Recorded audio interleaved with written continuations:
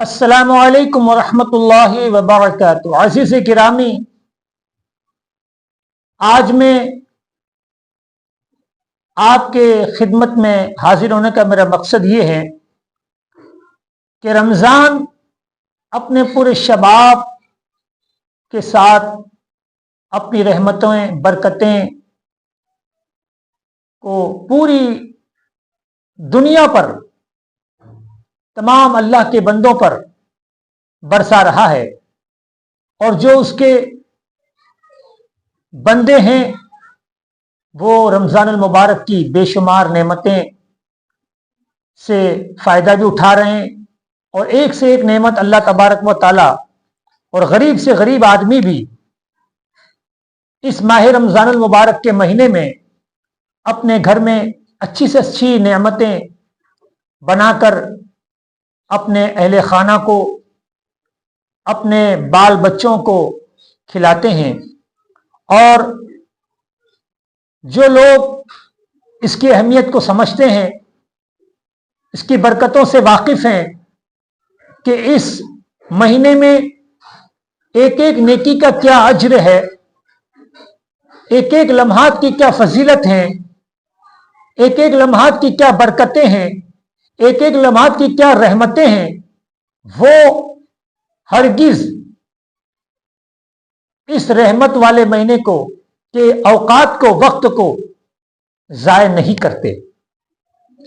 मेरे दोस्तों, मेरे अजीजों, मैं आपको बताना ये चाहता हूं कि अल्लाह तबारक व ताला ने हमें जिंदगी दी, और जब हम इस दुनिया में मां के वसीले से, मां के शिकम से जब इस दुनिया में हम आए, तो आप गौर करें कि उस वक्त हमारी परवरिश के लिए हमें एक मां की कितनी सख्त जरूरत होती है। और एक मां हमारी परवरिश के लिए अपनी पूरे आराम, अपनी पूरी खुशियां और अपनी पूरी मोहब्बत को अपने ऊपर लुटाते हुए 24 घंटा हमारी खिदमत में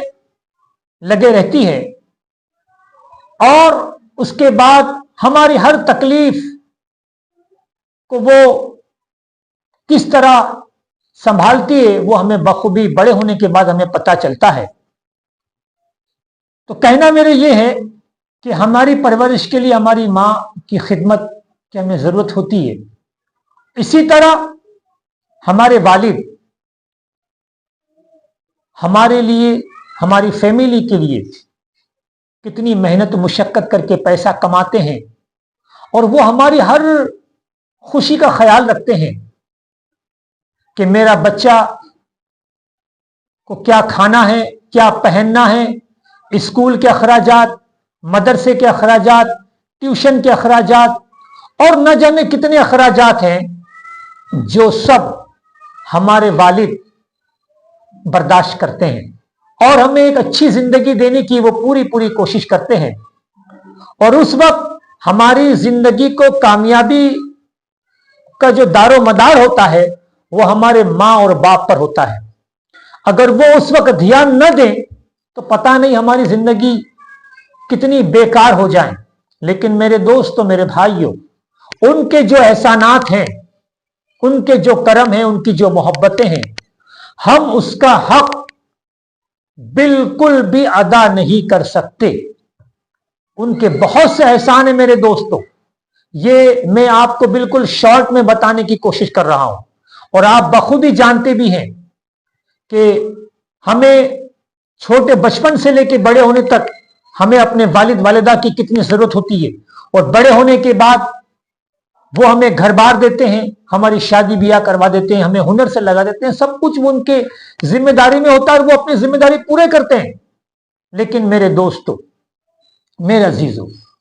पूरी जिंदगी हमारी सेट करने में हमारे वालिद वालिदा की कोशिशें रहती हैं, तो क्या उन्हें हमारी कब जरूरत पड़ती है?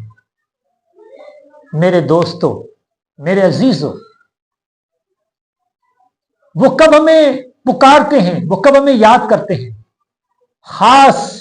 انہیں ہماری کب ضرورت پڑتی ہے؟ جب وہ وفات ہو جاتے ہیں، جب وہ انتقال کر جاتے ہیں، جب وہ پردہ کر جاتے ہیں، جب وہ مر جاتے ہیں، تو وہ ہماری انتظار میں رہتے ہیں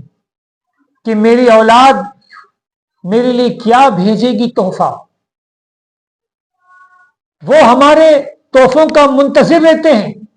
وہ ہماری ایصال ثواب کے لیے منتظر رہتے ہیں۔ میرے دوستو، میرے عزیزو،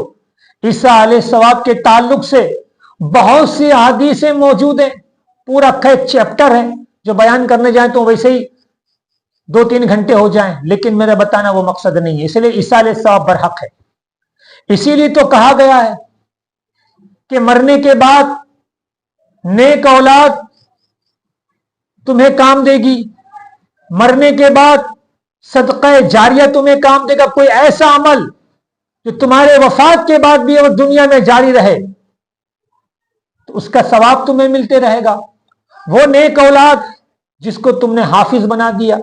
جس کو تم نے عالم بنا دیا، جس کو تم نے قاری بنا دیا، جن کو تم نے صوفی بنا دیا، تو وہ آپ کے وفات کے بعد آپ کے لیے دعائیں مغفرت کرتے رہیں گے، آپ کے لیے پڑھ پڑھ کر آپ کو بخشتے رہیں گے۔ اور آپ نے کوئی مسجد بنا دی، آپ نے کوئی مدرسہ بنا دیا، یا آپ نے پانی کا کنواں بنا دیا، یا پانی کی بورنگ بنا دی، تو آپ کے وفات کے بعد بھی جب تک وہ چیز جاری رہے گی اس کا ثواب آپ کو ملتے رہے گا۔ تو میرے دوستو، اسی لیے تو کہتے ہیں کہ جب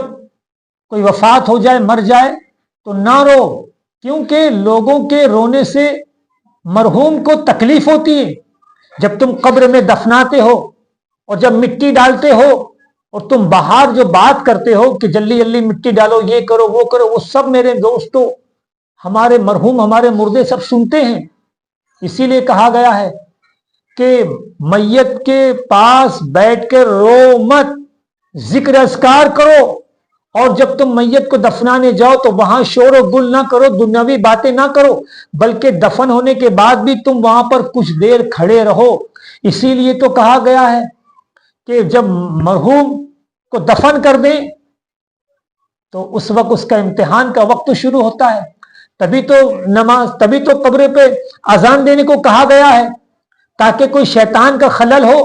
تاکہ کوئی شیطان کا دخل ہو، تو اذان کی برکت سے، اذان کی آواز سے شیطان دفع ہو جائے، شیطان بھاگ جائے، اور مرحومین شیطان کے خطرات سے محفوظ رہیں۔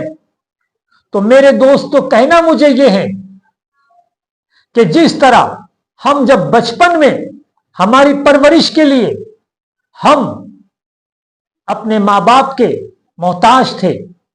ہمیں اپنے ماں باپ کی ضرورت تھی، اسی طرح ماں باپ کے وفات کے بعد ان کو ہماری ضرورت ہے، تو ہم ان کو پڑھ کے بخشیں۔ میرا کہنے کا مطلب یہ کہ رمضان المبارک بہت بابرکات مہینہ ہے، اور ہر گھر میں افطاری کے وقت بے شمار کھانے، بے شمار پھل فروٹ لائے جاتے ہیں، تو کیوں نہ ہم روزانہ ایک مرتبہ سورہ آگے پیچھے 7 مرتبہ درود شریف، 1 مرتبہ سورہ فاتحہ، 1 مرتبہ آیت الکرسی، اور 4 کل سورہ قل اعوذ برب قل یا الکافرون، اور 3 مرتبہ سورہ اخلاص، 1 مرتبہ قل اعوذ برب الفلق، اور 1 مرتبہ قل اعوذ برب الناس پڑھ کر ہم اپنے سب سے پہلے رسول کریم صلی اللہ علیہ وسلم کی بارگاہ میں پیش کریں، بعد حضرت کے آپ کے آل اصحاب ازواج مطہرات خلفاء اربعہ خلفاء راشدین کی بارگاہ میں پیش کریں، حضور غوث پاک کی بارگاہ میں پیش کریں،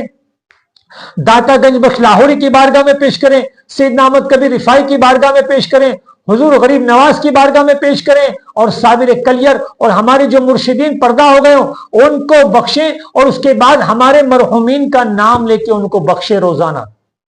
میرے دوستو، ان کی ارواح کتنی خوش ہوگی، اور کتنا آسان ہے کہ ویسے ہی ہمارے یہاں روزانہ افطاری کے وقت تمام